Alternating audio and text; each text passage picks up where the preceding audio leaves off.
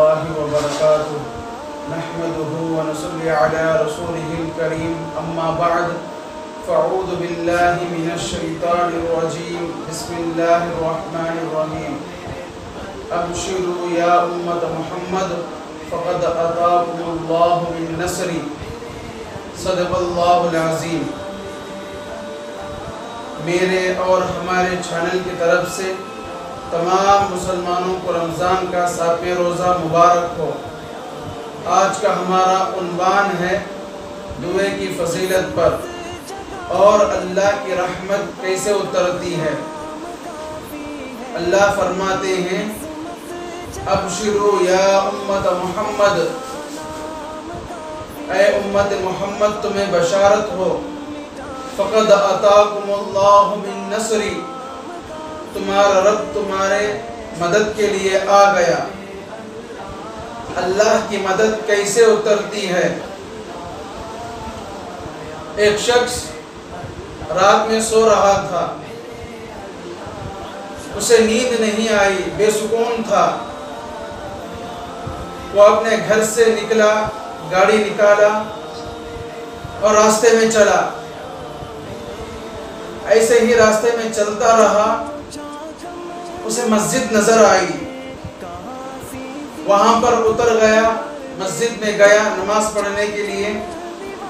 دل بے سکون تھا تو مسجد میں گیا، وہاں پر ایک آدمی رو رو کر دعا کر رہا تھا۔ تو اسے دیکھ کر اس کے قریب گیا، سوچنے لگا شاید اللہ اس کی مدد کے لیے مجھے بھیجا ہے۔ تو وہ دعا کرتا تھا، اس آدمی کے پاس جا کر بیٹھ گیا، اس کو دعا ختم ہونے کے بعد سلام کیا، ملاقات کیا، پوچھنے لگا بھائی تیرا کیا پریشانی ہے، تو اتنا کیوں رو رہا ہے؟ تو اس آدمی نے بولا کہ بھائی میری بیوی کا آپریشن ہے، میرے پاس رقم نہیں ہے۔ تو اس آدمی نے پوچھا کتنی رقم کی ضرورت ہے؟ تو اس آدمی نے بتایا، تو اس آدمی نے اتنی رقم اسے دے دیا اور کہا مجھے اب سکون مل گیا، تسلی مل گئی۔ اس کے بعد اس آدمی کو اپنا وزٹنگ کارڈ دینے لگا، تو اس آدمی نے نہیں لیا، پیسے تو لے لیا، رقم تو لے لیا، لیکن وزٹنگ کارڈ نہیں لیا۔ اس نے کہا رکھ لو، جب بھی آپ کو پریشانی آ گیا تو مجھے کال کر دینا۔ تو اس آدمی نے کہا میرے پاس بہترین پتہ ہے۔ تو اس نے کہا کون سا پتہ ہے؟ تو آدمی نے کہا وہی پتہ جو میرے مدد کے لیے تجھے بھیجا ہے۔ اللہ نے مجھے، اب میری پریشانی تھی، میں نے دعا کیا، اللہ نے میری مدد کے لیے تجھے بھیجا۔ جب بھی مجھے کوئی پریشانی آئے گی میں اس اللہ سے دعا کروں گا، اللہ میرے مدد کے لیے کسی کو بھیجے گا۔ دعا مومن کی ہتھیار ہے، دعا مومن کی شان ہے، دعا مومن کی طاقت ہے، دعا مومن کا مال ہے، سب کچھ دعا سے مومن کو ملتا ہے۔ ایک بزرگ، ایک آدمی حضرت عمر کے زمانے میں گایا کرتا تھا۔ وہ دھیرے دھیرے بڑھاپے میں چلے گیا، اس کی آواز ختم ہو گئی، تو اس کو کھانے پینے کی تنگی آ گئی۔ تو اس نے قبرستان کو گیا، ایک جھاڑ کے نیچے دعا کرنے لگا، اللہ سے باتیں کرنے لگا، دعا کرنے لگا کہ یا اللہ، آواز تھی تو روٹی ملتی تھی، آواز ختم ہو گئی تو روٹی بھی ختم ہو گئی۔ یہ باتیں کر رہا تھا اللہ سے، تو اللہ نے اس کی دعا کو سن لیا۔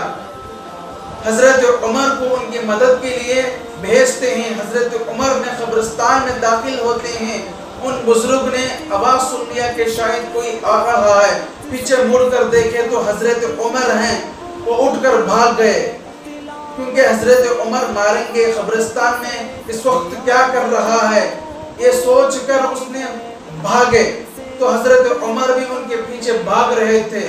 حضرت عمر کہتے ہیں رک جاؤ، انہوں اور بھی زیادہ بھاگتے ہیں اس بزرگ نے۔ حضرت عمر کہتے ہیں کہ رک جاؤ، نہیں رکے۔ تیسری مرتبہ کہا میں آیا نہیں ہوں، مجھے بھیجا گیا ہے، رک جاؤ۔ تو ان بزرگ نے رک گئے، تم آئے نہیں ہو، بھیجے گئے ہو؟ حضرت عمر نے فرمایا ہاں مجھے بھیجا گیا ہے۔ تو ان بزرگ نے کہا تم کو کس نے بھیجا ہے؟ حضرت عمر نے کہا وہی جو آپ جس سے باتیں کر رہے تھے، اس رب نے مجھے بھیجا ہے آپ کی مدد کے لیے۔ تو اس بزرگ نے ہاتھ اٹھایا، یا اللہ ساری زندگی میں تجھے بھلا دیا، ساری زندگی میں تجھے یاد نہیں کیا، پہلی مرتبہ یاد کیا تو پیٹ کی وجہ سے، بھوک کی وجہ سے یاد کیا، لیکن تو اسے بھی سن لیا۔ یہ ہے اللہ کی مدد۔ ہر مومن کی دعا ضرور قبول ہوتی ہے، لیکن 3 شکلیں بدلتی ہے۔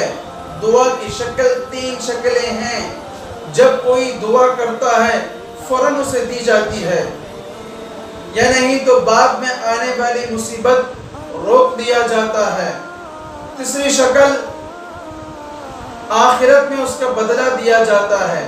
پہلا شکل دعا کرتے ہی قبول ہونا، دوسرا شکل کوئی وہ دعا قبول نہیں ہوتی، لیکن آنے والی جو پریشانی ہے، جو بڑی مصیبت ہے، اس کو روک دیتا ہے۔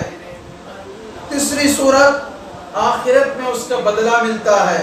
جب اس دعا کے بدلہ مل رہا ہوتا، وہ آدمی کہتا ہے کاش دنیا کے اندر ایک دعا بھی میرا قبول نہ ہوتا تو آج مجھے بہترین بدلہ مل جاتا۔ حضرت آدم علیہ السلام اپنے بیٹے شیس علیہ السلام کو نصیحت کر رہے ہیں، بیٹا جب بھی دعا کرنا تو محمد کا واسطہ لینا۔ پہلے نسل آدم علیہ السلام ہیں، وہاں سے نسل شروع ہوئی ہے۔ حضرت آدم علیہ السلام اپنے بیٹے کو نصیحت کر رہے ہیں،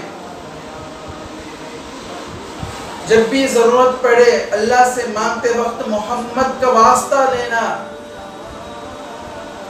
تو شیس کو نہیں معلوم کہ محمد کون ہے، تو شیس علیہ السلام نے اپنے ابا سے پوچھتے ہیں ابا محمد کون ہے؟ تو حضرت آدم فرماتے ہیں بیٹا اگر محمد نہ ہوتے تو میں بھی نہ ہوتا، یہ کائنات بھی نہ ہوتی۔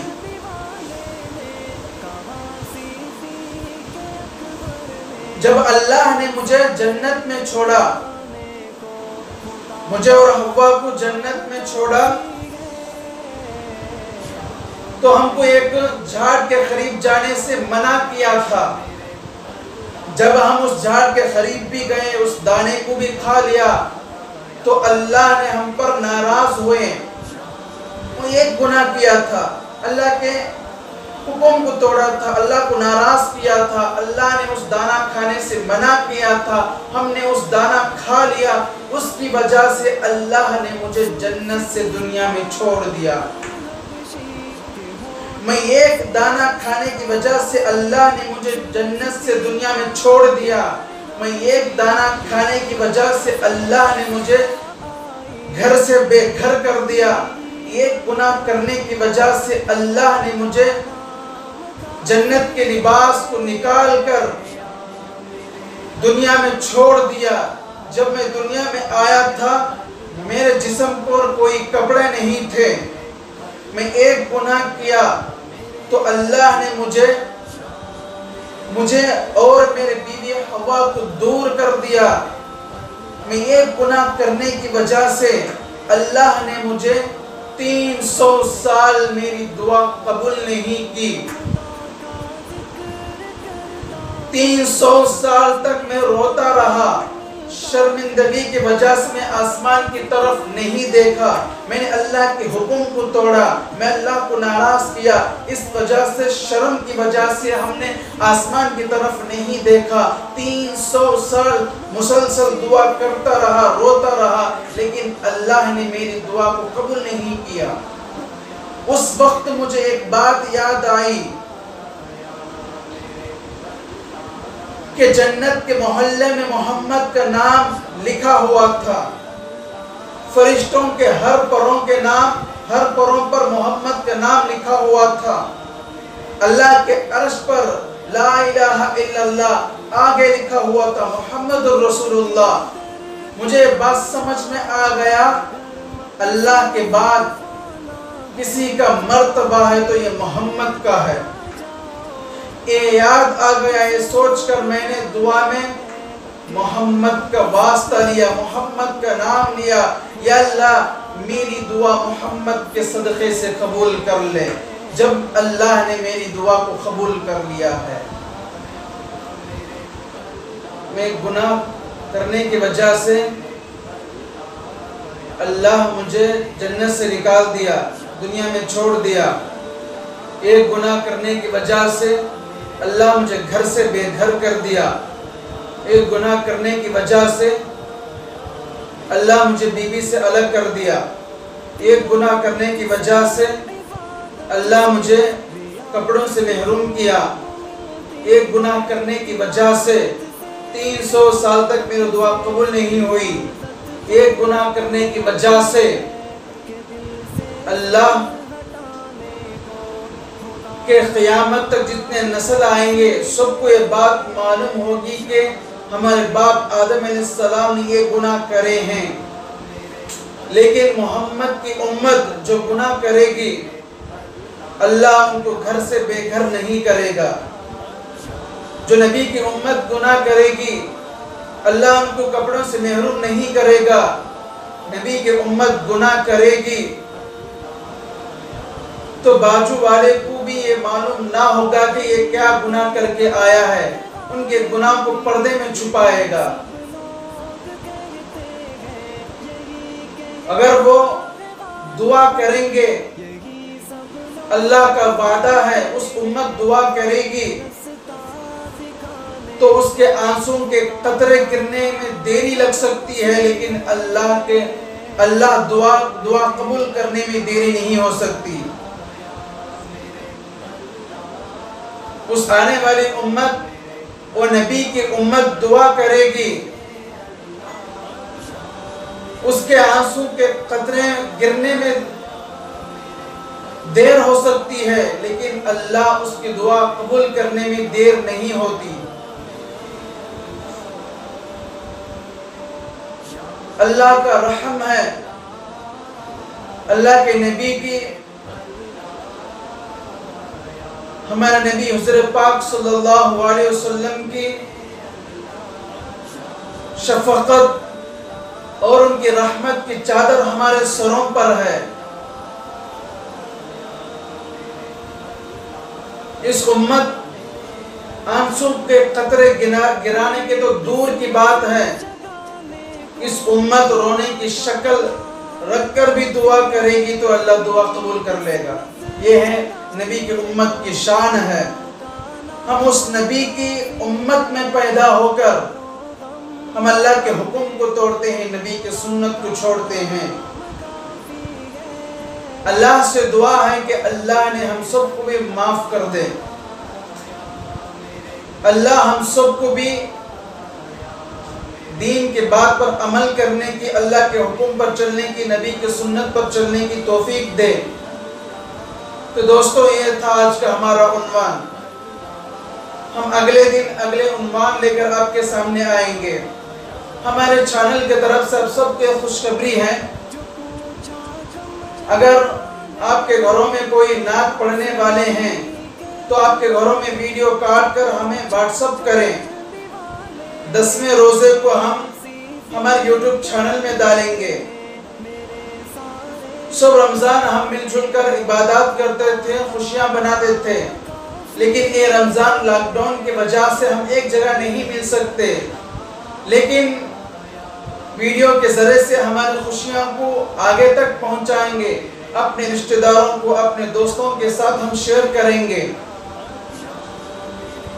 تو آپ ویڈیو کال کر ہمیں واٹس ایپ کریں، 10ویں روزے کو ہم ہمارے یوٹیوب چینل میں ڈالیں گے۔ تو دیکھتے رہیے ہمارے چینل کو سبسکرائب کریں، لائک کریں۔ یہ ویڈیو آپ کو کیسے لگا کامنٹ میں ہمیں ضرور بتائیں۔ اپنے دوستوں کو اور رشتہ داروں کو شیئر کریں۔ دین کی بات کو آگے تک پہنچانا صدقہ جاریہ ہے۔ اس دین کی بات کو آگے پہنچا کر صدقے کا ثواب حاصل کریں۔ اللہ مجھے صحیح کہنے کی توفیق دے، اس پر مجھے اور آپ کو عمل کرنے کی توفیق عطا کریں۔ آمین۔ وآخر دعوانا الحمدللہ رب العالمین۔ السلام علیکم ورحمۃ اللہ وبرکاتہ۔